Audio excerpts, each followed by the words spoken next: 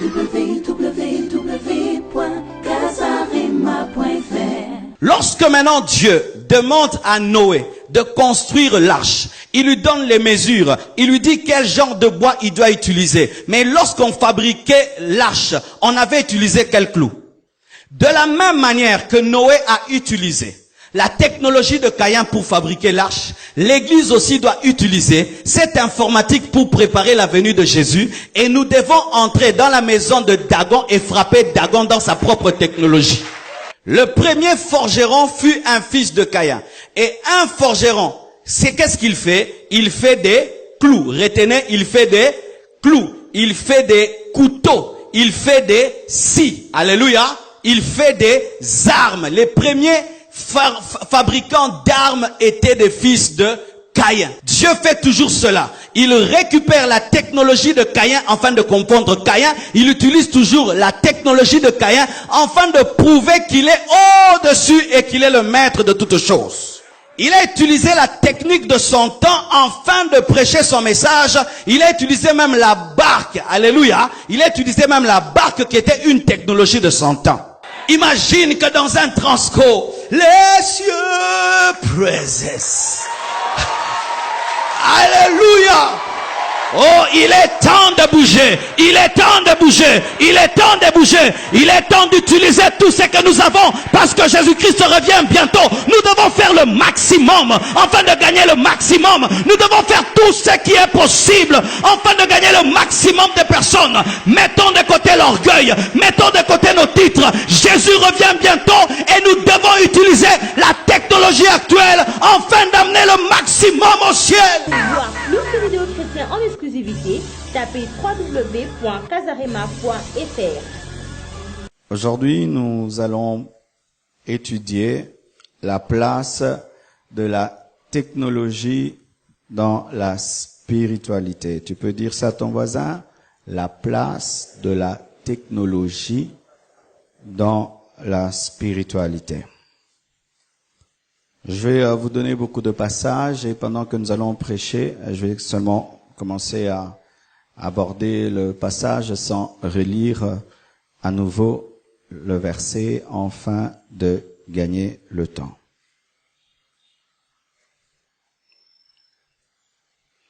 Nous sommes debout pour lire la parole de Dieu. Nous sommes dans Genèse. Genèse 4, verset 13, jusque verset 22.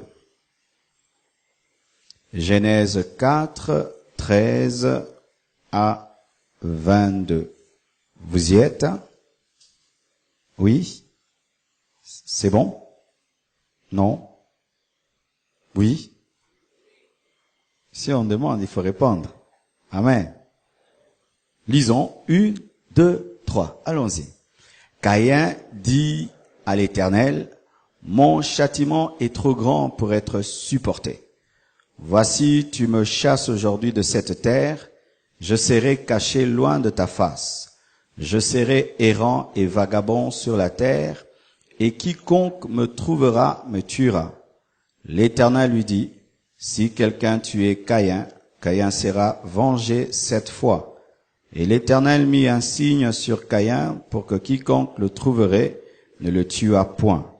Puis Caïn s'éloigna de la face de l'Éternel et habita dans la terre de Nod, à l'orient d'Éden.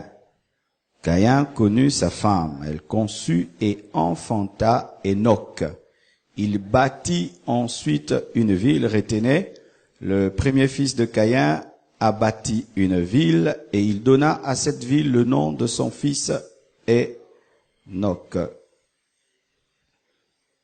Non, c'est Caïn qui a bâti une ville plutôt, pas son fils.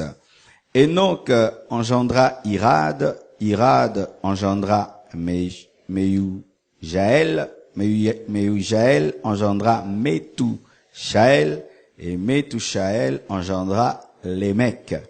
Lémec prit 2 femmes. Le premier polygame de la Bible est là. C'est celui-là. Ne donnez jamais un tel nom à votre enfant. Amen. Lémec prit 2 femmes. Le premier polygame de la Bible était fils de Caïn. Le nom de l'une était Ada et le nom de l'autre était Tshila. Ada enfanta Jabal. Il fut le père de ceux qui habitent sous les tentes et près des troupeaux. Le père des bergers était fils de Caïn. Le nom de son frère était Jubal. Il fut le père de tous ceux qui jouent de la harpe et du chalumeau. Le premier musicien était fils de... C'est pourquoi ils aiment beaucoup la musique. Ceux qui vont bêter la guitare, non. Oui, je vais vous expliquer tout ça. Le premier musicien après la chute de l'homme était fils de Caïn. Tila, de son côté, enfanta Tubal-Caïn, qui forgeait tous les instruments d'airain et de fer. Le premier forgeron était le fils de Caïn, ceux qui ont fait les armes, ceux qui ont fait les flèches, les clous, les scies, c'était des fils de Caïn. La sœur de Tubal-Caïn était Naama. Amen. Lisons ensuite 1 Samuel 5, versets 1 à 4. 1 Samuel 5, 1 à 4. Vous y êtes? Les Philistins prirent l'arche de Dieu et ils la transportèrent d'Ebenezer à Asdod. Après s'être emparés de l'arche de Dieu, les Philistins la firent entrer dans la maison de Dagon et la placèrent à côté de Dagon. Le lendemain, les Asdodiens qui s'étaient levés de bon matin trouvèrent Dagon étendu la face contre terre devant l'arche de l'Éternel. Ils prirent Dagon et le remirent à sa place. Le lendemain encore, s'étant levés de bon matin, ils trouvèrent Dagon étendu la face contre terre devant l'arche de l'Éternel. La tête de Dagon et ses deux mains étaient abattues sur le seuil et il ne lui restait que le tronc. Lisez si vous êtes pas fatigué. Esther 5, verset 14 et puis Esther 7, verset 9 à 10. Esther 5, 14 et puis Esther 7, 9 à 10. Zérek, sa femme, et tous ses amis lui dirent qu'on prépare un bois haut de 50 coudées, et demain matin, demande au roi qu'on y pende Mardochée, puis tu iras joyeux au festin avec le roi. Cet avis plut à Aman, et il fit préparer le bois. Esther 7, 9, 10. Et Harbona, l'un des eunuques, dit en présence du roi, « Voici les bois préparés par Aman pour Mardochée, qui a parlé pour le bien du roi, et dressés dans la maison d'Aman à une hauteur de 50 coudées. » Le roi dit qu'on y pende Aman, et l'on pendit Aman au bois qu'il avait préparé pour Mardochée, et la colère du roi s'apaisa.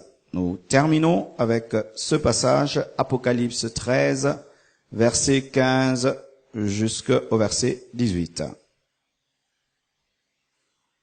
Apocalypse 13, 15 à 18.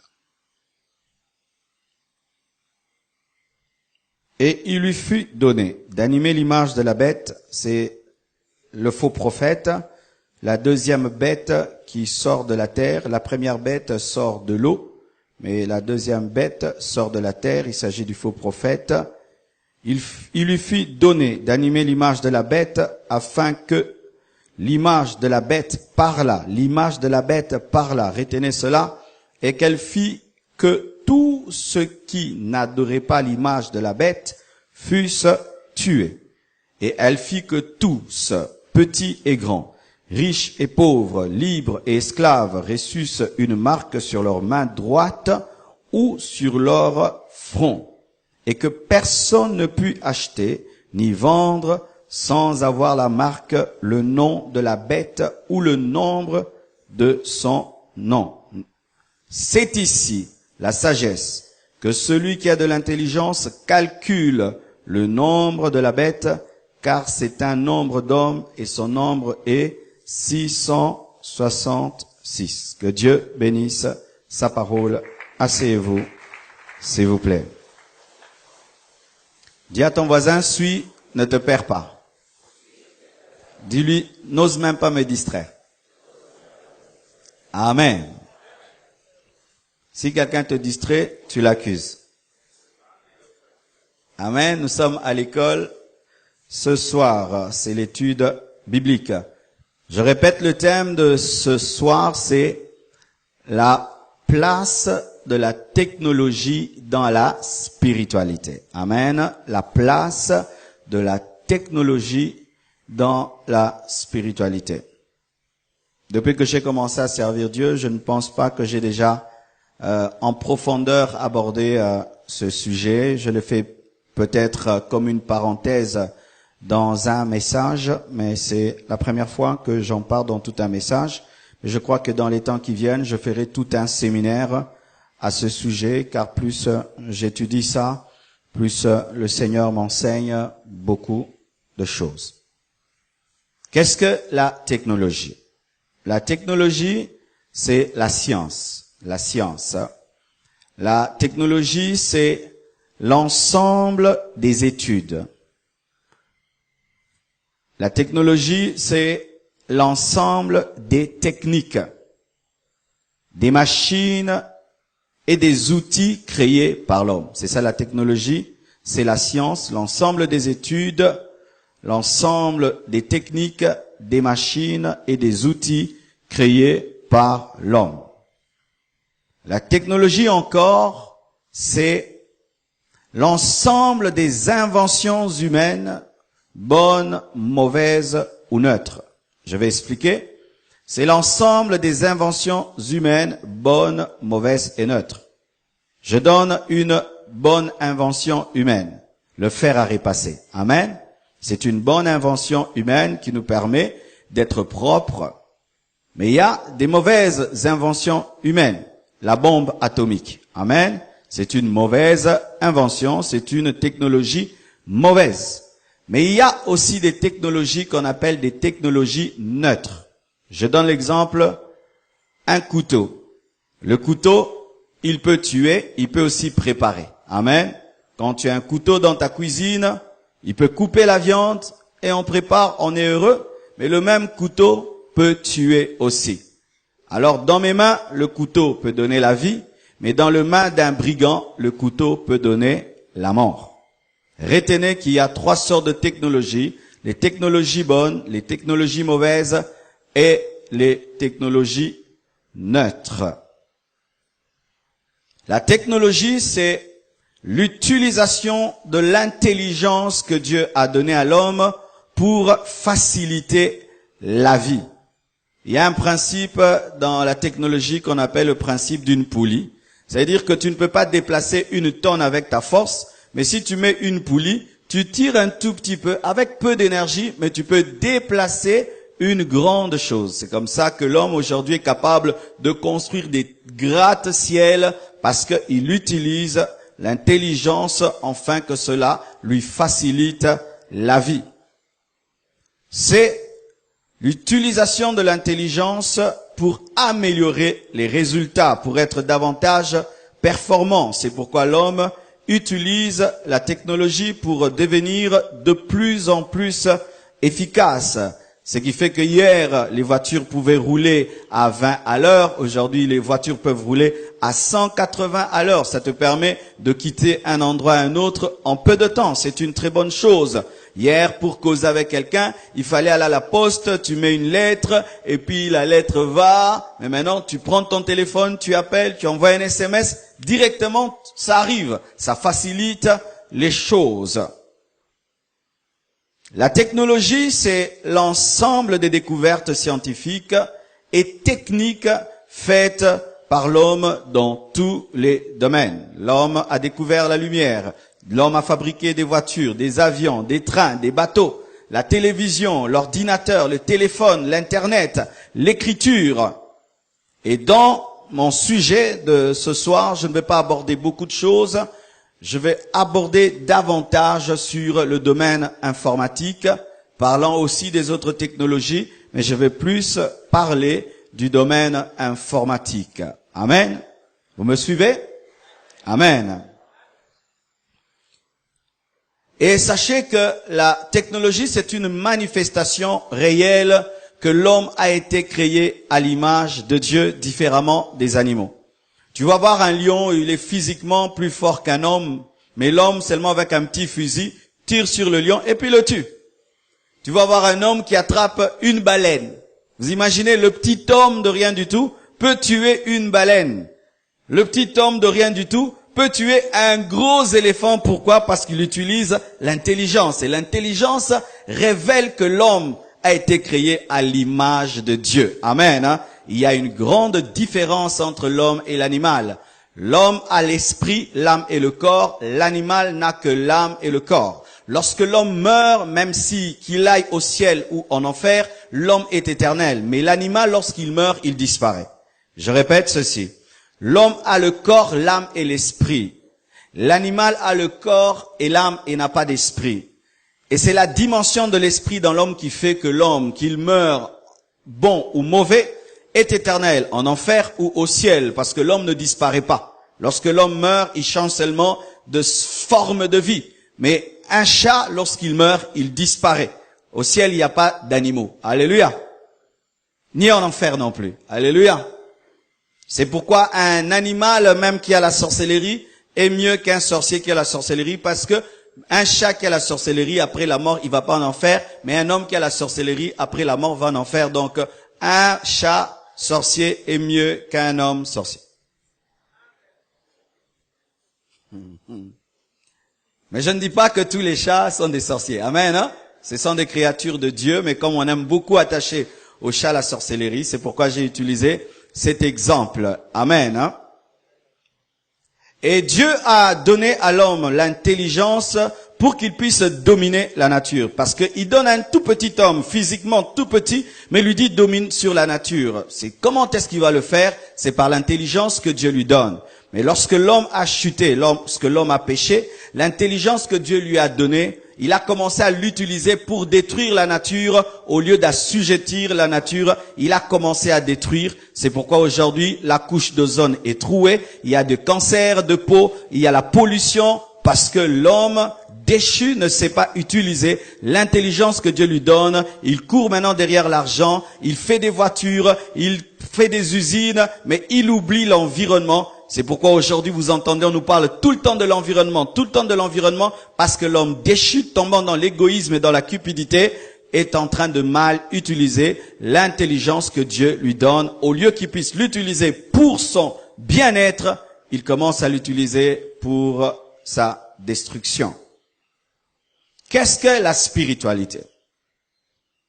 La spiritualité a plusieurs définitions. Même chez les occultistes, même chez les bouddhistes. Mais pour notre part, les chrétiens, la spiritualité, c'est le salut. Amen. Le salut en Jésus-Christ. C'est ça, la spiritualité, c'est le salut en Jésus-Christ. La spiritualité, pour nous, c'est l'évangélisation. C'est le fait d'annoncer Jésus-Christ jusqu'aux extrémités de la terre.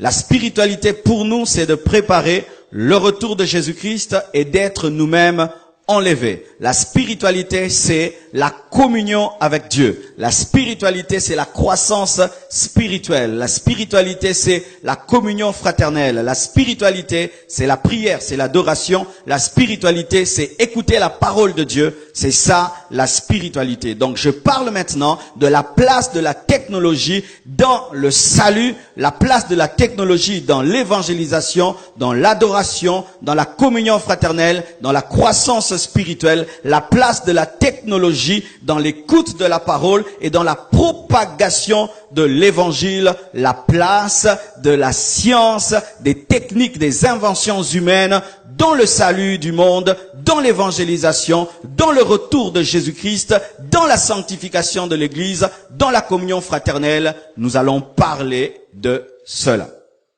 Amen. Écoutez à présent.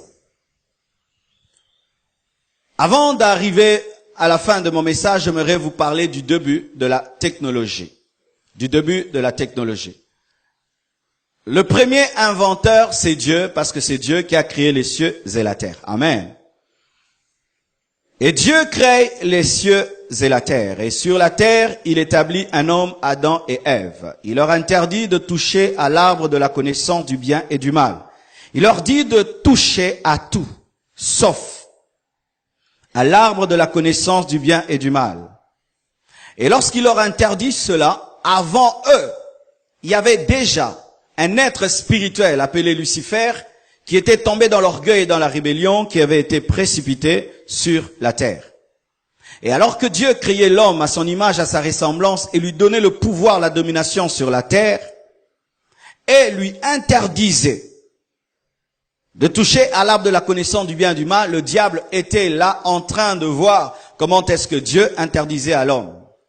Alors le diable est entré dans la femme et l'a amenée à manger.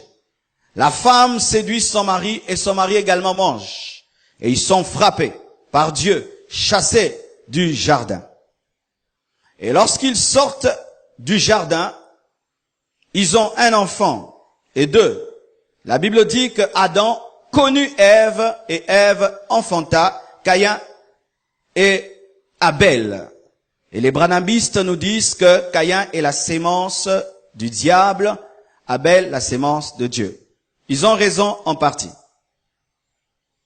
Mais ils ont pas totalement raison lorsqu'ils disent que le serpent avait connu Ève et que Caïn était le produit de la relation sexuelle entre le serpent et Ève. C'est archi faux parce que la Bible dit noir sur blanc que Adam connut Ève. Amen. Caïn était fils réel d'Adam. Abel aussi.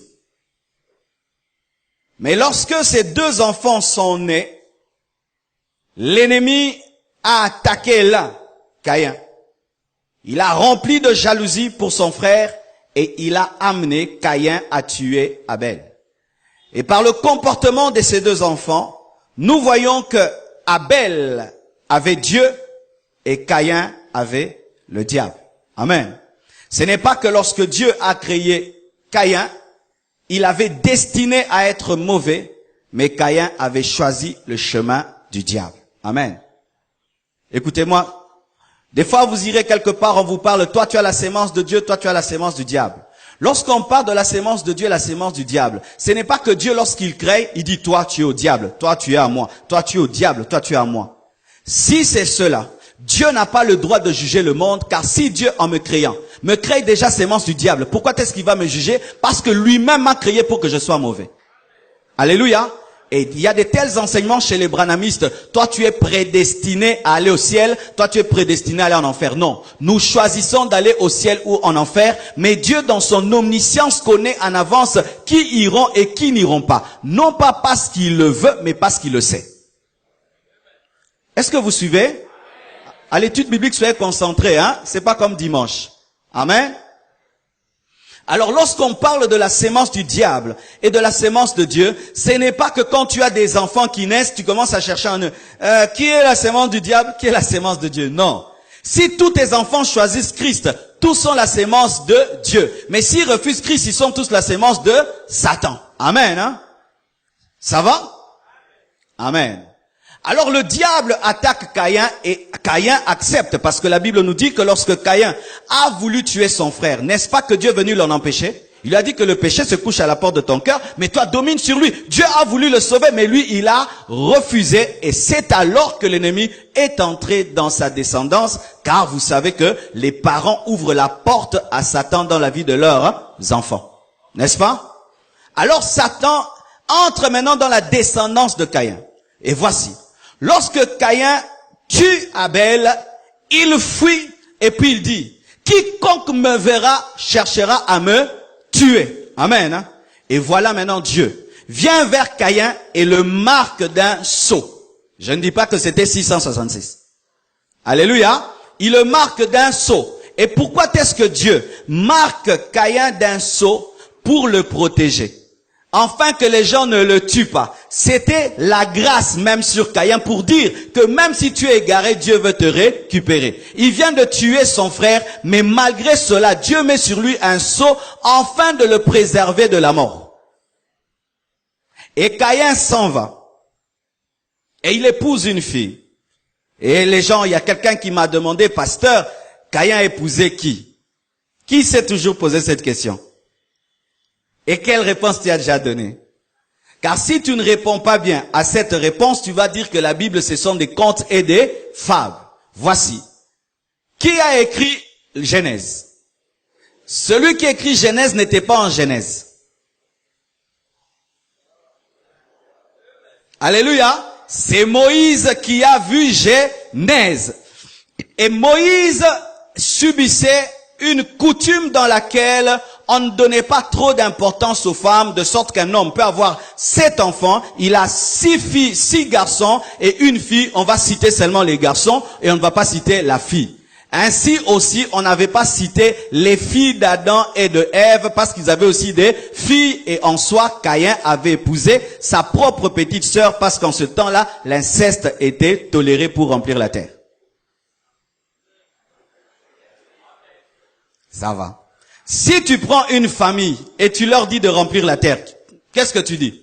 Mariez-vous entre vous, n'est-ce pas? Tu prends un homme et une femme, et puis tu leur dis, remplissez le Congo. Il n'y a que cet homme et cette femme. C'est dire quoi? Leurs fils et leurs garçons, leurs filles et les garçons doivent se marier. C'est ce que Dieu avait permis en ce temps-là. L'inceste, Dieu l'a interdit après. Mais en ce temps-là, c'était permis. Et c'était pas l'inceste, Dieu permettait parce que c'était le seul chemin pour qu'une famille remplisse la terre. D'accord? Voilà. Maintenant, Caïn s'en va. Pendant que lui part, Dieu donne ensuite un autre enfant à Adam et Ève qui s'appelle Seth. Et Seth, maintenant, Dieu aussi le choisit et Seth accepte. Ainsi, Caïn, l'ennemi est sur ses trousses et Seth, Dieu est sur ses trousses. Ça fait 2 sémences. Amen. Maintenant, lorsque Caïn va, il engendre quel type de personne? D'abord, c'est lui qui bâtit la première ville. Caïn est l'homme qui a bâti la première ville. Et vous remarquez que les fils de Caïn sont des grands constructeurs. Alléluia, des grands constructeurs. Pourquoi? Parce que eux, toute leur espérance est terrestre et non céleste. Ils aiment bâtir. C'est pourquoi même ce sont eux qui ont bâti quoi? La tour de Babel, c'était les fils de Caïn. Ils aiment construire, ils aiment bâtir des villes, des villes, des villes. Ils aiment bâtir. Il a encore engendré qui? Le premier polygame. Alléluia.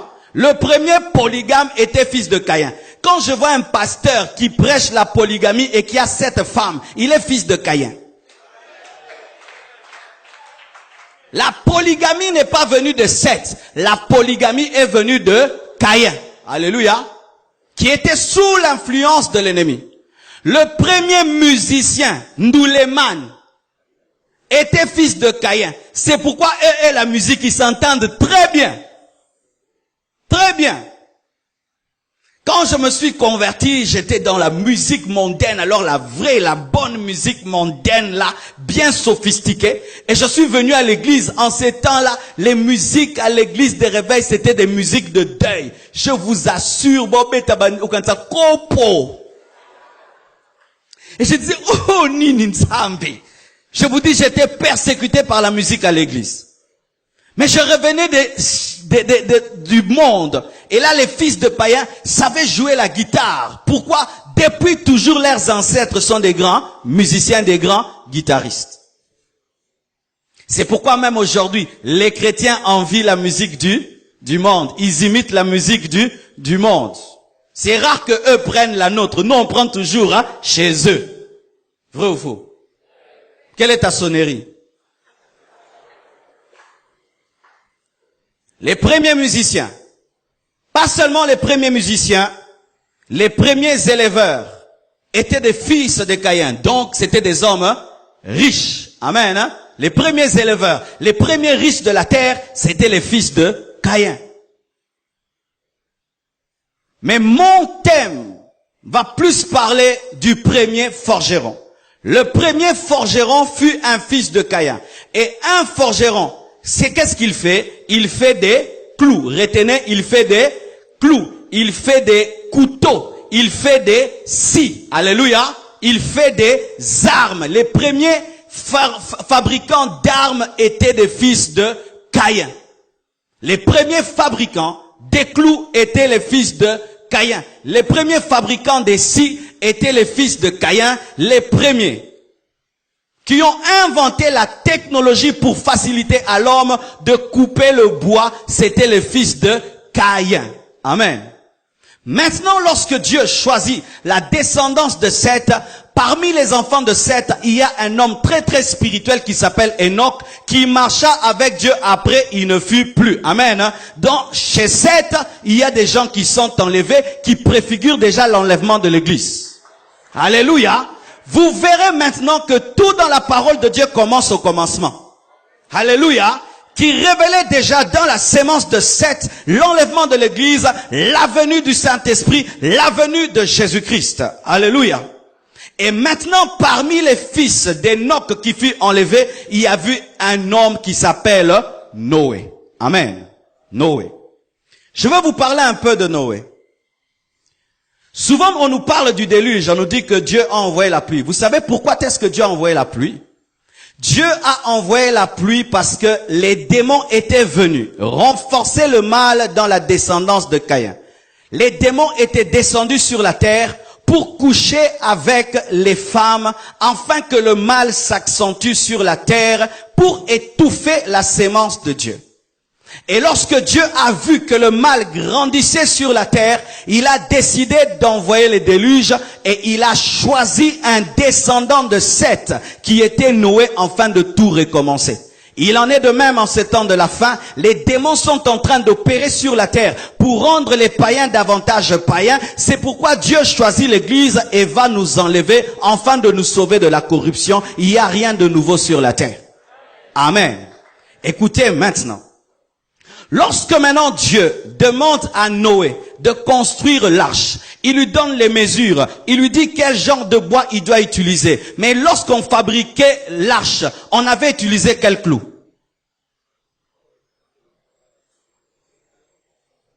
Lorsqu'on a fabriqué l'arche, on a utilisé quelle scie? On a utilisé quel marteau? Qui avait fabriqué le marteau? Qui avait fabriqué les clous? Qui avait fabriqué la scie? C'était la descendance de Caïn. La descendance de Seth a utilisé la technologie de la descendance de Caïn afin de fabriquer l'arche. Dans l'arche, il y a une partie de la technologie des fils de Caïn. Dans l'arche, il y a les clous de la descendance de Caïn. Dans l'arche, il y a la technologie de la descendance de Caïn. Dieu donne les mesures, mais les instruments qui ont permis à ce que cela soit fait ont été inventés par un fils de Caïn. Amen. La technologie, les clous, les scies, les marteaux qui ont été utilisés, c'était des inventions des fils de Caïn qu'on appelle la sémence du diable. Vrai ou faux? Vrai ou faux? Alléluia. Noé n'a pas dit, je suis trop spirituel, je n'ai pas besoin de vos clous, je suis trop spirituel, je n'ai pas besoin de vos marteaux. Non. Il a dit, Dieu m'a montré les mesures, mais je vais utiliser la technologie neutre. La technologie neutre, c'est une technologie qui n'est ni mauvaise ni bonne.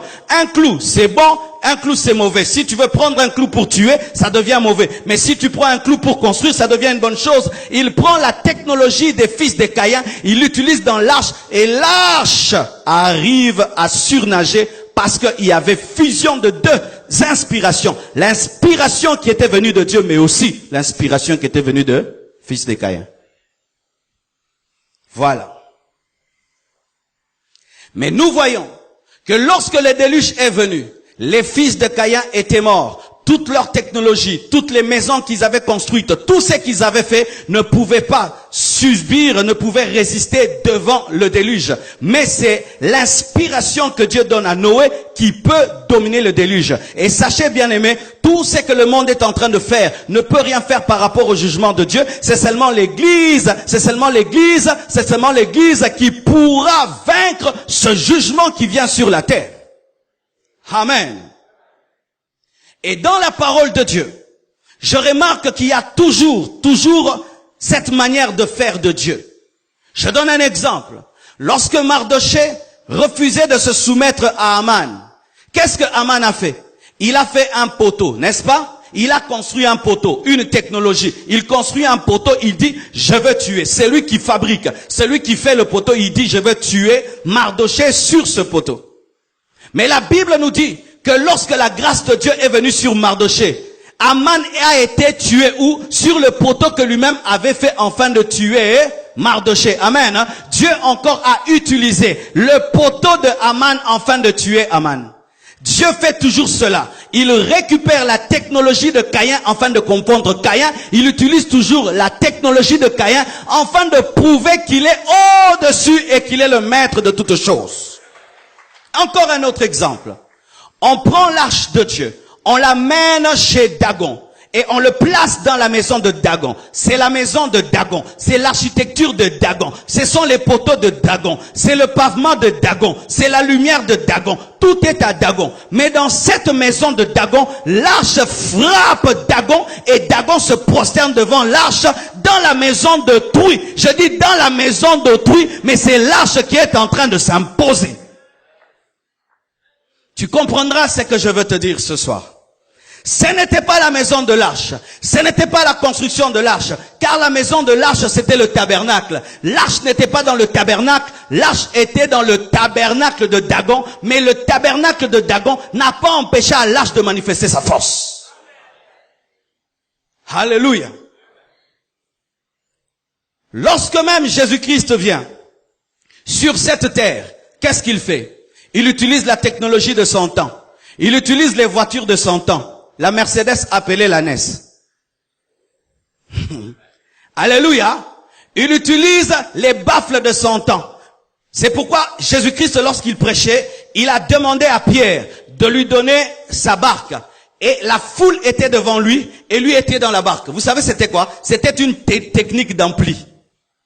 Parce que lorsque tu parles et le vent est contre toi, le vent emporte tes paroles, c'était l'amplificateur. C'est pourquoi il donnait des sermons sur la montagne, car lorsque tu es sur une montagne et tu prêches, c'est facile qu'on puisse t'entendre. Il a utilisé la technique de l'amphithéâtre. Alléluia. Il a utilisé la technique de son temps afin de prêcher son message. Il a utilisé même la barque. Alléluia. Il a utilisé même la barque qui était une technologie de son temps. Et maintenant, une chose bien aimée qui m'a édifié, c'est qu'on appelle la croix. La croix, c'est quoi? La croix, c'est une technologie. C'était la technologie des Romains pour tuer leurs ennemis. C'était la technologie des Romains pour faire souffrir leurs ennemis. Et lorsque Jésus-Christ vient pour sauver le monde, il utilise quoi? La technologie des Romains, la technologie des fils de Caïn, afin de sauver l'humanité. Et il y avait des clous à la croix. Qui ont inventé les clous? Ce sont les fils de Caïn. Oh, alléluia. Ce que tu appelles ton salut est un ensemble de l'inspiration de Dieu et de la technologie des hommes. Lorsque le diable était en train d'amener les Romains à tuer des hommes par la croix, il ne savait pas qu'un jour, le Fils de Dieu viendra par la même technologie donner le salut au monde entier. Et aujourd'hui, nous sommes sauvés par la croix, qui est une technologie romaine qui a été inventée par les fils de Caïn. Écoutez à présent. Jésus-Christ vient sur la terre. Il utilise la technologie de son temps afin d'apporter le message, afin de sauver le monde.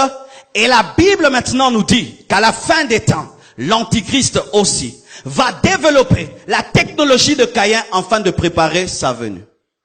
Lorsque vous entendez dans la parole de Dieu qu'il y a une bête qui est sortie de la mer, et une autre est sortie de la terre, la bête qui sort de la terre qui est la stabilité, parle de la religion, c'est l'Antichrist, plutôt c'est le faux prophète qui sort de la religion, qui est un faux serviteur de Dieu qui travaille pour la bête, qui sort des eaux, qui est la politique qui est agitée comme les fleuves. Et la Bible nous dit que l'un des rôles de la bête qui sort de la terre, du faux prophète, ce sera d'animer l'image de la bête. Ce sera d'animer l'image de la bête. C'est-à-dire que Jean, qui n'a jamais vu de télévision, a vu une image qui bouge. Maintenant, lui, il a cru que la statue est en train de bouger alors que nous savons que ce n'est pas la statue, c'est la télévision. Jean a vu la télévision, il a cru que c'était une statue. L'Antichrist utilisera la télévision. Il utilisera les plasmas. Il utilisera les écrans. Il utilisera l'Internet. Afin de véhiculer son message et d'amener les hommes à l'adorer, il va utiliser la technologie et le faux prophète va travailler comme le Saint-Esprit travaille pour Jésus, car le diable aime toujours imiter ce que Dieu fait. Autant il y a la Trinité divine, il y a la Trinité satanique. Le Père qui est Dieu, là-bas c'est le dragon, le Fils c'est l'Antichrist et le Saint-Esprit chez eux c'est le faux prophète. De la même manière que le faux prophète travaille pour qu'on puisse, plutôt que, de la même manière que le Saint-Esprit travaille pour qu'on croie en Jésus, le faux prophète va travailler pour que les gens adorent l'image de la bête. Jean, s'il voyait cette télévision, il dirait, voilà, on fait bouger son image alors que c'est la télévision. L'Antichrist va utiliser la technologie, il va utiliser l'Internet, il va utiliser l'informatique. Et la Bible nous dit, il fera que personne ne puisse acheter ni vendre s'il n'a la marque de la bête sur son front ou sur sa main droite. Bien-aimés frères et sœurs, vous savez qu'aujourd'hui, aux États-Unis, il y a une loi qui est en train d'être promulguée, ou peut-être qui a déjà été promulguée, où on demande que pour avoir les soins, il faudrait que tu puisses avoir une puce, une toute petite puce dans ta main droite ou sur ton front, comme Apocalypse l'a dit. Mais là, ça ne touche que la santé. Mais dans les temps qui viennent, ça ne va pas seulement toucher la santé. Ça va toucher l'économie. Si tu n'as pas la puce, tu ne peux pas entrer dans le supermarché. Tu ne peux pas entrer dans un avion. Tu ne peux pas avoir un visa. Tu ne peux pas avoir un passeport. Tu ne peux pas être embauché dans une entreprise. Tu n'es pas connu.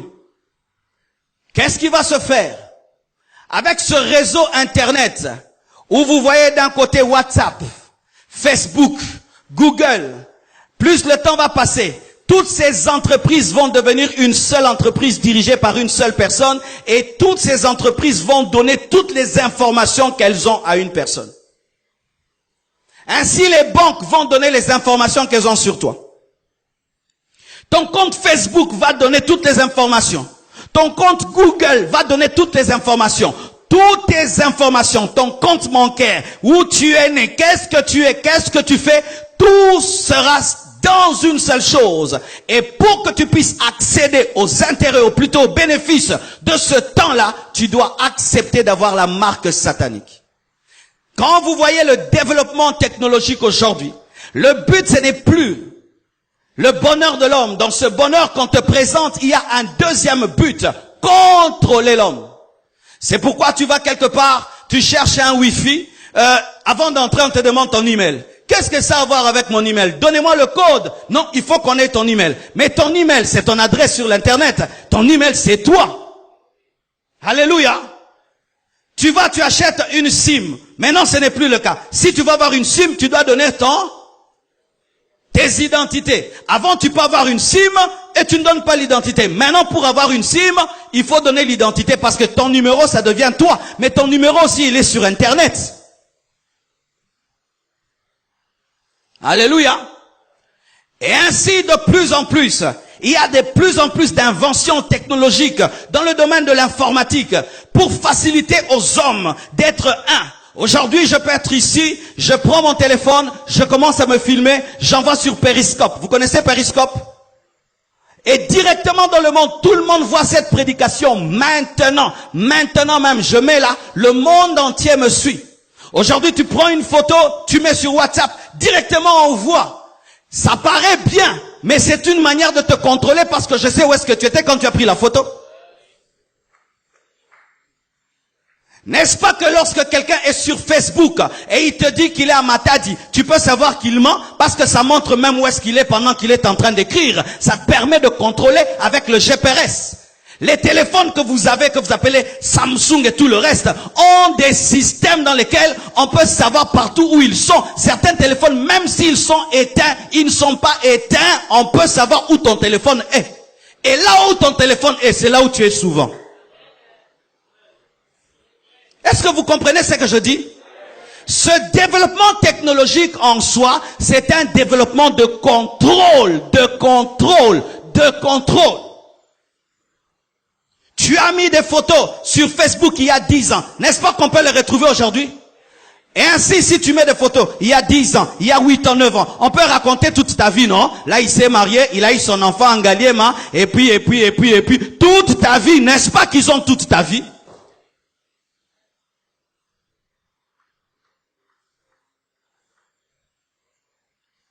Les fils de Caïn, aujourd'hui encore, sont en train de travailler pour une chose, préparer la venue de l'Antichrist. Mais écoutez maintenant. De la même manière que Noé a utilisé la technologie de Caïn pour fabriquer l'arche, l'Église aussi doit utiliser cette informatique pour préparer la venue de Jésus, et nous devons entrer dans la maison de Dagon et frapper Dagon dans sa propre technologie. Alléluia! Et les taper là-bas avec l'onction. Ce n'est pas nous qui avons fait ça, mais nous entrons dedans et nous prêchons Jésus, nous sauvons les âmes, nous guérissons les malades et nous sortons. Alléluia! C'est ça qu'il faut faire aujourd'hui, parce que Dieu est allé même dans les clous de Caïn pour sauver les hommes. La Bible dit, dans les meurtrissures de Jésus, nous sommes guéris. Les clous là ont été faits par qui? Par la descendance de Caïn. Vous comprenez cela? Maintenant, comment on peut comprendre ce que l'Église peut faire aujourd'hui? Je vois Paul, je vois Pierre. Est-ce que Paul et Pierre, en leur temps, ont utilisé la technologie de leur temps? Je dirais oui. Ils ont écrit des épîtres. Les épîtres étaient mis sur des parchemins. En ce temps-là, les philosophes utilisaient les parchemins pour répandre leurs connaissances et leur philosophie. Eux aussi, qui étaient des serviteurs de Dieu, ont écrit des parchemins, ils ont écrit des lettres. Et aujourd'hui, nous avons des Bibles parce qu'ils avaient utilisé la technologie de leur temps. Ils ne sont pas restés dans l'abstrait, ils sont entrés dans la littérature, malgré qu'ils étaient dans des prisons, ils ont écrit des parchemins qui sont en train de bénir et d'édifier l'église aujourd'hui. Et je vous dis que si au temps de Paul, il y avait www.compassion.com, ils allaient faire ça. www.paul à capernaum.fr. Mais parce qu'ils ont utilisé quoi? Le parchemin. C'était le top de ce temps-là, en matière de technologie. Il n'y avait pas mieux que ça, mais ils ont utilisé les parchemins. Et je vous dis que Pierre allait utiliser l'internet, il allait utiliser un micro. Nous devons comprendre, frères et sœurs, que nous devons entrer dans la technologie des fils de ce siècle, afin de prêcher Jésus-Christ et d'amener le retour de Christ. Voici une prophétie. La Bible dit, cette bonne nouvelle du royaume des cieux sera prêchée dans le monde entier, alors viendra la fin. Vous pensez que nous irons prêcher dans le monde entier physiquement? Non. En ce temps-là, nous pensions qu'il faudrait que les pasteurs voyagent dans le monde entier jusqu'au pôle Nord. Non. Aujourd'hui, tu n'as plus besoin de voyager dans le monde entier. Tu n'as qu'à mettre une vidéo sur Internet. Même en Chine, on va te suivre. Il y a des gens qui sont dans un pays persécuté, des chrétiens persécutés, où il est interdit de lire la Bible, interdit d'aller à l'église, qui m'ont écrit. Ils disent, pasteur, nous suivons tes prédications en cachette, et nous sommes bénis en cachette, continue à nous prêcher. Mais le gouvernement ne sait pas qu'ils suivent les prédications, parce que tu peux fermer la porte, mais pas le réseau. Alors, lorsque eux sont en train de travailler l'internet pour préparer la venue de Jésus-Christ, ils ne savent pas qu'ils sont en train d'aider Jésus-Christ à accomplir la prophétie d'aller jusqu'aux extrémités de la terre. Dieu récupérera toujours le poteau de Aman afin de tuer Aman. Dieu récupérera toujours le poteau d'Aman afin d'élever Mardoché.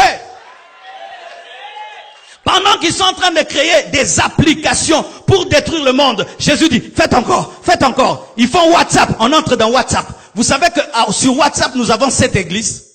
Ah oui? Sur WhatsApp, nous avons 7 églises. Nous avons des églises sur WhatsApp. Le matin, je les prêche, j'envoie des messages, ils disent Amen, gloire à Dieu, ils envoient les offrandes. Oui, oui, 7 églises. Si je te donne mon téléphone, il y a des églises dedans. Oui. Il y a une église en Allemagne, une église en Suisse, en France, en Belgique. Et ils sont sur WhatsApp. Si j'écris maintenant, ils vont dire gloire à Dieu. Alléluia. Mais quand il faisait WhatsApp, est-ce que c'était pour l'église? Lorsque Aman faisait le poteau, c'était pour Mardoché? Lorsqu'on construisait la maison de Dagon, est-ce que c'était pour l'arche? Lorsqu'ils font l'internet, ce n'est pas pour nous. Mais nous entrerons sur internet et nous prêcherons et les âmes seront gagnées. Alléluia. Voici maintenant la place de la technologie même dans ta croissance spirituelle. Tu peux être là, tu as raté le culte d'aujourd'hui. Mais si nos cultes sont en live, tu peux être à ton bureau, tu entres dans Periscope et tu suis la prédication.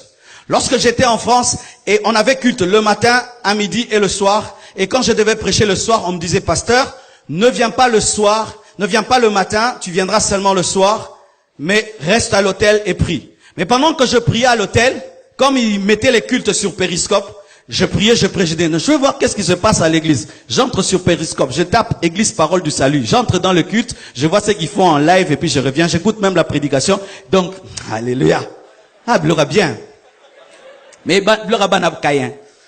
Alléluia. Et quand je viens, je dis au prédicateur, j'ai suivi ta prédication. Comment? Même sur Periscope. Alléluia. Ainsi, tu peux rater une prédication, tu vas sur YouTube, tu écoutes la parole et tu es béni. Tu peux être là pendant que je prêche, c'est trop compliqué. Tu achètes le CD, tu écoutes, tu es béni. Alléluia. Tu peux faire des recherches sur Internet, tu ne trouves pas le verset, tu vas seulement sur ton laptop, tu tapes Jésus-Christ de Nazareth, on te donne tous les versets sur Jésus-Christ de Nazareth et tu vas très très vite. Alléluia. Ils ont fait ça pour eux, mais Dieu le récupère. Lorsque les fils de Caïn fabriquaient les clous, ils ne savaient pas que les clous allaient sauver le monde et faire que les malades soient guéris. Car aujourd'hui on dit, dans les meurtrissures de Jésus, faits par les clous des fils de Caïn, nous sommes guéris. Oh Rabba Shanda Rababa. Alléluia. Qu'ils inventent encore, qu'ils inventent encore. Nous on va seulement utiliser pour le royaume. Laisse Dagon construire sa maison, tu le frapperas chez lui-même. Est-ce que vous comprenez ce qu'on dit? Amen. Mais voilà. Je crois que vous avez suivi ça. Il y a un jeune aujourd'hui qui est très fort en informatique, le jeune qui a créé Facebook. Un jour, il a été reçu sur un plateau et on lui a dit, on a remarqué que toi, tu ne te débarrasses jamais de ta veste. Est-ce que tu peux enlever ça? Ah, il dit non. On dit enlève. Et Mark Zuckerberg. Vous voyez, il est connu comme un pasteur. Il enlève sa veste. Et dedans, il y a un plan. Comment est-ce que les Illuminati, les francs-maçons, veulent contrôler le monde? Il marche avec tout le temps. Celui qui a fait Facebook. Celui qui a fait Facebook n'a pas fait ça pour que les amis fassent lol, j'aime, qui est. Celui qui a fait Facebook a une mission, des francs-maçons, pour préparer la venue de l'Antichrist. Facebook est fait par les Illuminati, afin de connaître nos vies. Parce que c'est nous-mêmes d'ailleurs qui lui montrons nos vies, non? Je suis avec mes enfants à tel endroit. Ah, il est là. Je suis malade. Ah, il est malade. On vient de m'opérer. Je viens de me marier. Je suis triste. Tout. Ils savent. Qui leur donne des informations? Nous-mêmes, chaque matin, nous disons ce que nous faisons. Maintenant, tu penses qu'une chose qui a été faite pour l'Antichrist n'a pas de puissance démoniaque? Je répète. Tu penses qu'une chose faite pour la venue de l'Antichrist n'est pas ointe par le diable? Il y a des puissances démoniaques dans Facebook. Ah oui. Mais parce que l'ennemi ne peut pas envoyer son instrument sans lui donner l'onction, parce qu'il imite toujours Dieu. Comme Dieu n'envoie jamais ses serviteurs sans onction, Satan aussi n'envoie jamais ses serviteurs sans leur donner des démons. Et il y a des démons dans Facebook. Il y a des démons. Ah. Je n'ai pas dit de quitter Facebook, mais il faut dire la vérité parce qu'il y a aussi des démons dans la maison de Dagon. Maintenant, quand tu entres dans la maison de Dagon, il faudrait qu'il y ait rien de Dagon en toi pour que tu puisses en sortir et le frapper. Et quand tu entres sur Facebook et sur Internet, il faudrait qu'il y ait rien du diable en toi pour que tu puisses vaincre. Car si tu entres dans la maison de Dagon, avec les œuvres de Dagon, tu resteras prisonnier dans la maison de Dagon. C'est pourquoi il y a beaucoup d'enfants de Dieu qui, au lieu d'évangéliser sur Internet, sont évangélisés par le diable sur Internet. Lorsque tu vas sur Internet, d'abord, rassure-toi que tu es libéré des choses de ce monde. Parce que sur Internet, Facebook, WhatsApp, Instagram, tout ce que vous savez là, bien-aimé, il y a des puissants des ténèbres parce qu'ils n'ont pas créé ça pour toi. Ils n'ont pas créé ça pour l'église. Ils n'ont pas créé ça pour l'enlèvement. Ils n'ont pas créé ça pour que les églises grandissent. Ils ont créé pour que les gens pêchent davantage, vivent dans le mal davantage. C'est ça le but du net, amener le monde à pourrir rapidement. Maintenant, lorsque tu vas sur Internet, pour ceux qui font des recherches sur Internet, tu peux être là, tu tapes une prédication, n'est-ce pas? Une prédication occulte aussi sort, n'est-ce pas? Tu peux être là, tu es en train de chercher une chaussure, pas, il y a des mauvaises photos qui sortent. Alors si quand tu vas sur Internet, tu as encore l'esprit de la cupidité en toi, tu vas voir, vous avez gagné le prix Bill Gates, $1 million. Envoyez votre passeport directement au bandit Bakop. Tu verras quelqu'un, ta vie ne va pas bien. Clique ici et tu auras des pouvoirs. Si tu as des sémences d'occultisme, l'Internet va te tuer. Si tu as des sémences de cupidité, l'Internet va te tuer. Si tu as des sémences d'impudicité, l'Internet va te tuer. Si tu as des sémences même de pornographie, l'Internet va te tuer. Lorsque tu vas sur le net, sache que tu vas dans la maison de Dagon, parce que Dagon n'a pas construit la maison pour te libérer, mais pour te garder prisonnier. C'est ainsi que tu peux aller sur le net. Tu vas sur les Facebook des enfants de Dieu. Il ne prêche pas. Il ne prêche pas. Il est là seulement à montrer son beau visage. Tu crois que ton beau visage va sauver le monde? Il va sur Internet et il ne sait pas ce qu'il y fait. Si tu ne sais pas ce que tu fais sur le net, sors. Je répète, si tu ne sais pas ce que tu fais sur le net, il faut sortir, ça va te tuer. L'Internet, c'est un lieu de combat. C'est un lieu de combat. Ce n'est pas un endroit pour montrer ta famille, montrer ta maison et tes habits. C'est un lieu d'évangélisation. Si tu ne vas pas pour ça, laisse tomber. Tu es en train d'exposer ta vie pour rien, car toutes les informations que tu donnes sont retenues.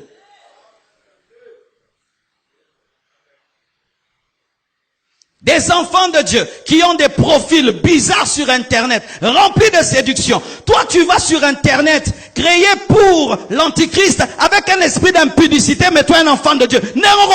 Démon. Mais oui, il y a une sœur qui a été attaquée par des puissants de ténèbres sur Internet. Elle a aimé seulement la page et la photo d'une femme, et la nuit, cette femme a commencé à l'attaquer. Vous pensez que tous ceux qui sont sur Internet, avec des beaux visages, sont des personnes normales? Il y a des occultistes, il y a des magiciens, il y a des envoyés des ténèbres. De la même manière que moi, je vais sur le net pour gagner les âmes, il y a des gens qui sont envoyés par le diable pour détruire les vies. Il suffit seulement que tu dises « j'aime ». Tu as aimé. Il suffit seulement que tu dises « je m'abonne ». Réellement, il y a une alliance. Il n'y a pas d'un côté la vie que vous menez à l'église et d'un autre côté la vie que vous menez sur Internet. L'Internet est devenu aussi notre vie. Si tu ne te sanctifies pas sur Internet, tu ne te sanctifies pas dans la vie. Parce que la vie et l'Internet, c'est devenu une seule chose. Comme certains, ici, il ne peut pas me manquer du respect, mais sur Internet, il me manque du respect. L'impolitesse sur le net est égale à l'impolitesse dans la vie. Quand je parle comme ça, tu trembles, tu ne dis rien. Mais si je poste quelque chose sur Internet, faux pasta, ose ma malédiction. Ah, vous croyez quoi? Que manquer au pasteur du respect sur Internet n'est pas un péché? C'est un péché comme manquer dans la vie. Des gens qui n'ont pas de courage, mais sont courageux seulement derrière les laptops, derrière les écrans. Je les appelle des peureux. Sans un mobile, bima. Alléluia.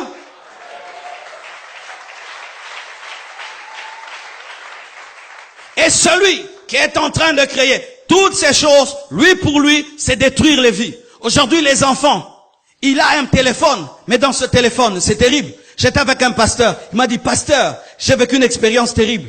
J'étais à l'école, et puis j'ai remarqué que des enfants dans cette école avaient regardaient des trucs pornographiques, mais des enfants de 12 ans, 13 ans. Eh ben, je suis rentré chez moi à la maison. Je dis que tout le monde ici dans cette maison me donne ses téléphones. Hein? Bah, téléphone et lis-moi. Donnez les téléphones et lis-moi. Les gens fuient dans les toilettes et effacent vite toutes les photos et puis viennent remettre le téléphone 5 minutes après. Si on t'arrache ton téléphone maintenant, qu'est-ce qu'il y a dedans? Si on t'arrache ton laptop maintenant, qu'est-ce qu'il y a dedans? Si maintenant je vous arrachais, qu'est-ce qu'on va trouver dedans? Et maintenant, toi, tu es un chrétien. Tu vas sur un terrain miné des démons, des esprits impurs. Tu es dans des distractions. Tu ne sais pas ce que tu y fais. Je te dis, ça va détruire ta vie. Ça va détruire ta vie. Aujourd'hui, le plus grand investissement du diable, c'est dans ce domaine-là. Parce que c'est un domaine où l'information va très très vite. Où tu dis une parole ici, directement le monde entier est au courant. Et lorsque vous entrez dans ce domaine-là, ne le prenez pas à la légère. Vos téléphones aujourd'hui, ce ne sont plus que des téléphones. Vous devez veiller sur la manière dont vous utilisez vos téléphones. Un homme spirituel au temps de la fin doit veiller sur son iPad, sur son téléphone, avoir une vie de sainteté, de pureté, mais aussi dire la vérité sur Internet, que Jésus-Christ est plus que Mahomet et tu n'as pas peur. Tu prêches la sainteté, même si les gens vont t'insulter. Décidez tous les jours le matin de mettre une prédication. Tu prends une vidéo, tu mets des paroles. Jésus-Christ est Seigneur. Marie n'est pas digne d'adoration. Même si on va t'insulter.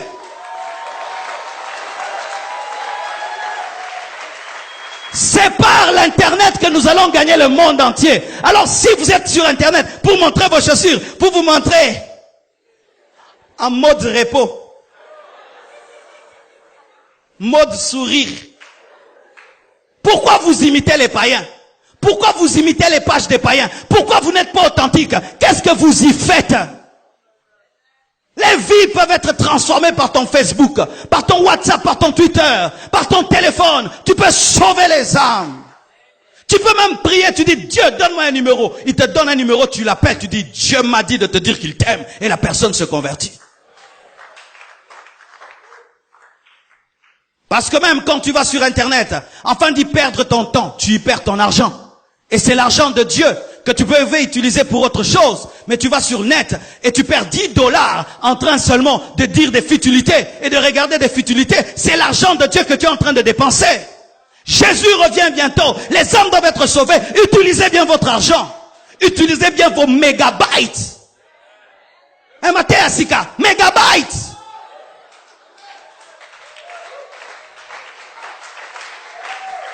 Tu vas sur Internet seulement pour dire j'aime. Écris quelque chose d'édifiant. Les j'aime d'aujourd'hui. Mon père est mort, j'aime. Je suis malade, j'aime. Na pengui, j'aime. Mais mais j'aime. Une église comme celle-ci, si nous tous nous décidons, quand il y a un culte comme celui-ci, nous tous on dit aux gens, venez demain, le pasteur va enseigner sur ceci, vous allez voir. Mais vous allez sur Internet, vous y faites quoi? Abali, yasa nini? Botongi, bobimi, ba megabyte ege.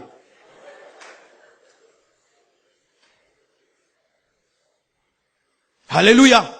Dis à ton voisin, utilise l'Internet pour prêcher l'évangile et pour permettre le retour de Jésus-Christ. Alléluia. Pour qu'il vienne, il faut que le dernier des païens puisse entendre.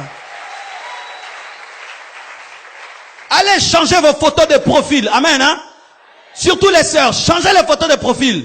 Moi, je ne comprends pas les photos de profil des sœurs où vous montrez comme ça. Hein? Sœur Benzaboué. Mais c'est quoi ça? C'est quoi ça? Et puis les gens écrivent, oh taille, gloire à Dieu. C'est la grâce de Dieu. Ça c'est quoi, quelle grâce de Dieu? Ça c'est quelle grâce de Dieu? Fingaye aucune douma d'internet, ma sœur. Longa la photo pour soba boy, kindouma boy. Oh, quelle taille évangélique, quelle taille prophétique. Taille prophétique, taille kindumba. Longa la photo pour soba bongo. Et puis oh, n'assemble la compassion, pasteur Marcelo, pasteur Nanga. Quand on a comment on a raté?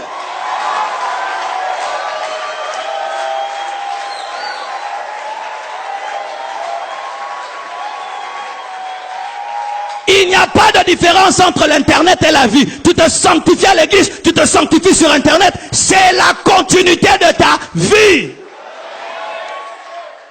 Alléluia.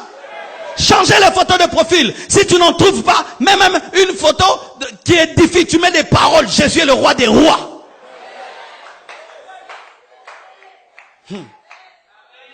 Je suis sur Instagram. Et Instagram, c'est un site pour seulement les photos. Tous les jours, Barcelone met des photos. Tous les jours, chaque matin. Il est avec un ballon ou avec un dada photo. 30 000 j'aime. Bah, il lingi quand photo avec Tibou. Alors moi, si je dis tous les jours, je vais commencer à mettre les photos. Je fais comme ça. Samedi dans les boîtes.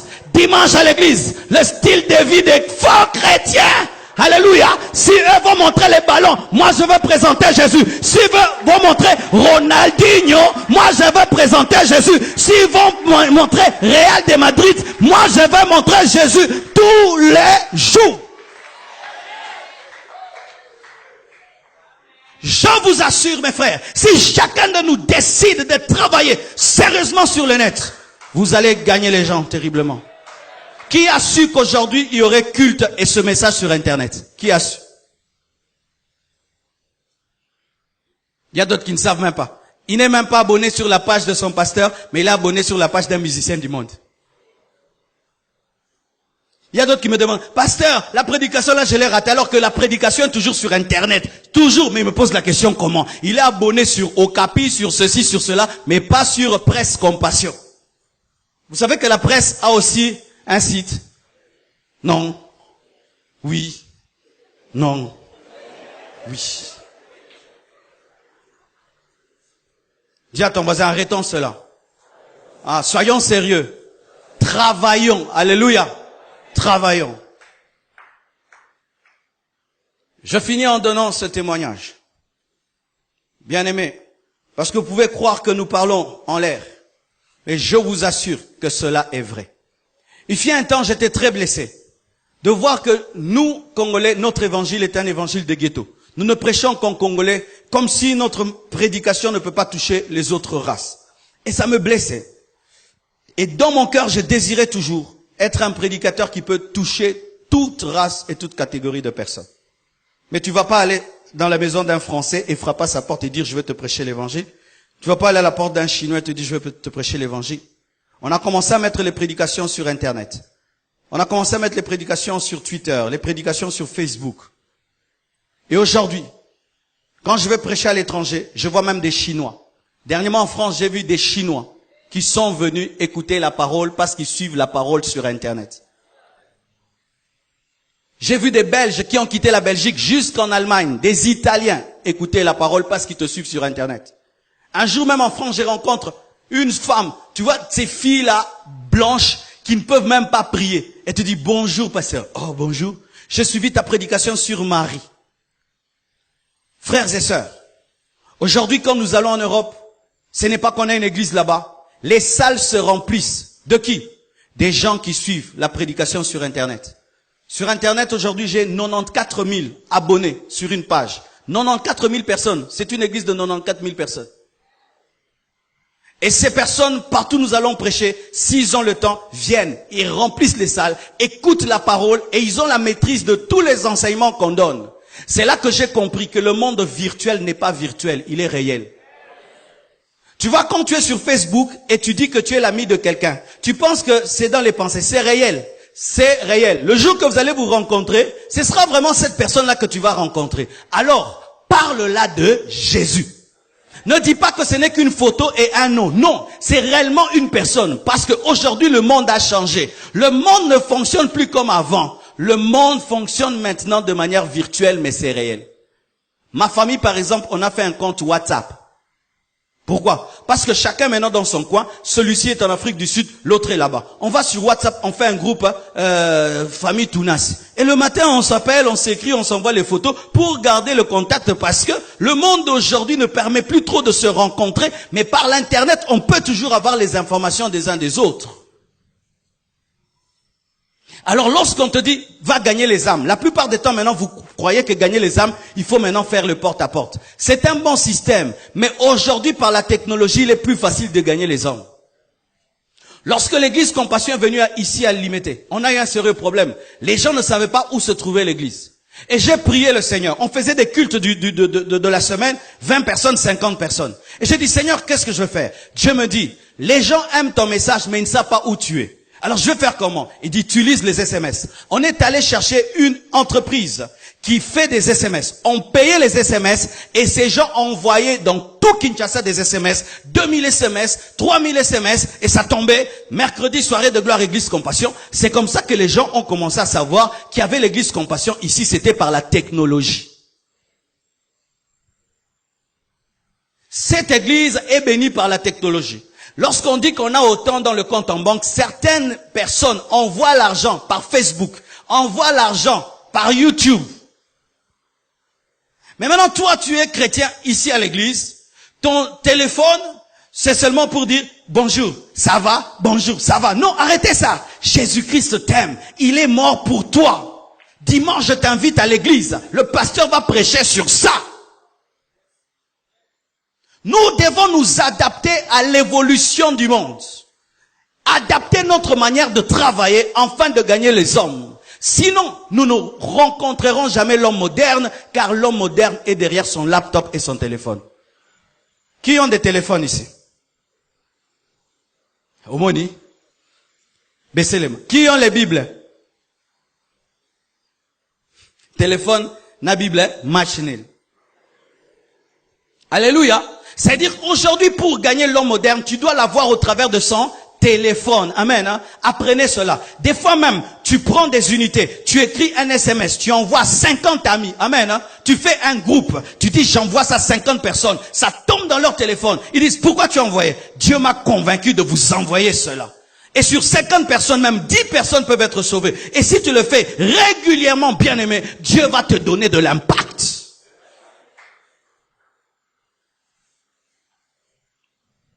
Car l'homme aujourd'hui, c'est difficile de l'arrêter sur la route. Arrête, je veux te prêcher. Mais tu peux l'avoir au travers de son téléphone. Je termine, mes frères, en disant ceci. Noé, c'est vrai, avait utilisé la technologie de Caïn. Mais l'arche était une inspiration de Dieu. Ça veut dire ceci. Au-delà de récupérer ce que les païens font et les utiliser pour l'évangélisation, nous-mêmes, nous devons inventer. Amen. Pourquoi c'est seulement eux qui ont inventé WhatsApp? Pourquoi c'est seulement eux qui ont inventé Facebook? Quand on devient chrétien, on devient bête. Hein? Bon, demande pas ton prochain. Tout n'est à nous. Pour nous comprendre le Rwanaté. Pourquoi Facebook, ce sont les païens? WhatsApp, ce sont les païens. Viber, ce sont les païens. Twitter, ce sont les païens. Pourquoi aucun chrétien n'a inventé WhatsApp et Twitter? Bon, on va ça, l'Arabie s'auto-récupérer. Bien aimés frères et sœurs. Allez des fois prier le Seigneur qui vous donne des nouvelles méthodes d'évangélisation et qui vous donne des nouvelles stratégies d'évangélisation, des choses qui n'ont jamais été faites afin de dévancer la technologie actuelle. Voici une idée que Dieu m'a donnée. Et je vais faire ça bientôt. Vous remarquez qu'à Kinshasa, la plupart des temps dans les bus, qui sont ceux qui prêchent dans les bus? Ce sont les frères des églises. Jamais un pasteur, quand Dieu l'élève, le fait. Imagine maintenant que je commence à prendre le bus, ça s'appelle comment les bus Transco. Je prends le Transco, je porte ma veste avec maman blanche bien habillée et avec une chorale de 3 personnes. On dit, asseyez-vous s'il vous plaît. On va vous prêcher la parole. Et on prêche la parole et puis la chorale chante et avant de descendre, je paye à tous les transports et puis je descends. Je vais faire ça, je vais faire ça. Si on te dit, je t'ai déjà dit, je vais faire ça. Imagine que je sois pas seul. Il y a 2 pasteurs, 3 pasteurs, 10 pasteurs, 20 pasteurs. Il y aura un réveil à Kinshasa, rien que par la technologie des bus. Ce sera même, pasteur, tu continues, bêta deuxième matière. Et il y aura un réveil, alléluia. Il faut qu'on invente des nouvelles choses, des nouvelles manières de faire. Suivre l'homme lorsqu'il va au boulot, lorsqu'il revient du travail, mais tu lui demandes pas l'offrande, tu payes même son transport. Ça, nous allons le faire. Alléluia. Ça, nous allons le faire. Et lorsque Dieu m'a parlé de cela, j'ai dit, est-ce que c'est toi qui me le dis? Et j'ai vu un jeune à la conférence à Paris qui a donné un témoignage comment est-ce qu'il était drogué et il prêche dans les métros. Et puis quand il finit, il dit, j'aimerais m'adresser aux pasteurs qui sont ici. Vous nous envoyez évangéliser, mais vous-même vous n'y allez pas. Mais ce serait édifiant si un homme de Dieu fait cela. J'ai dit, ça c'est Dieu qui m'a parlé et je vais le faire. Qui va m'accompagner? Alléluia. Imagine que dans un transco, les cieux présents. Alléluia. Oh, il est temps de bouger. Il est temps de bouger. Il est temps de bouger. Il est temps d'utiliser tout ce que nous avons parce que Jésus-Christ revient bientôt. Nous devons faire le maximum afin de gagner le maximum. Nous devons faire tout ce qui est possible afin de gagner le maximum de personnes. Mettons de côté l'orgueil. Mettons de côté nos titres. Jésus revient bientôt et nous devons utiliser la technologie actuelle afin d'amener le maximum au ciel. Jésus est monté sur la croix, faite par les Romains, afin de te sauver. Et entrer dans un bus doit être un bonheur pour nous. Oh, tenez-vous debout. Je sens qu'on doit prier pour cette idée. Parce qu'elle risque d'être une chaleur pendant un temps et puis on abandonne. Alléluia. Prie que Dieu nous aide à le faire. À prêcher dans les bus. Prions, prions, prions, prions. Oh, rababa shanda da baba. Ika mama baba shanda da baba. Inda da baba shanda da baba. Inda da baba shanda da baba. Yeka baba baba shai. Wanta baba shai. Wanta bashando lokosika. Lipro sinta lepro doso. Shinta libro soto libo saya. Ita libro sito lobo shaya. Yeka dalaba zike ribo shaya. Onda la mama sinta la mama. Je ne dois pas le faire seul, je dois le faire avec toi. Linta la la basinta la baba bashaya. Wenda la baba baba yondo lo bobo shinda la baba basai. Ore baba zondo do boshike de bebe yondo do boshai. Shende reve zintiri bobo si harabayanda. Wenda la baba bashita la baba sai. Yenda la baba basimba baba yondo do bobo shai. Korra baba baba baba baba soto do bobo shende. Shinda da baba yondo do boshinde de bebe yondo do boshai. Sheke de bebe zimbra baba yondo do boshai. Orra baba bazinta na mama yakana da bayanda la baba shinta da baba bayanda. Orra da zimbra baba yoko robo bobo sai. www.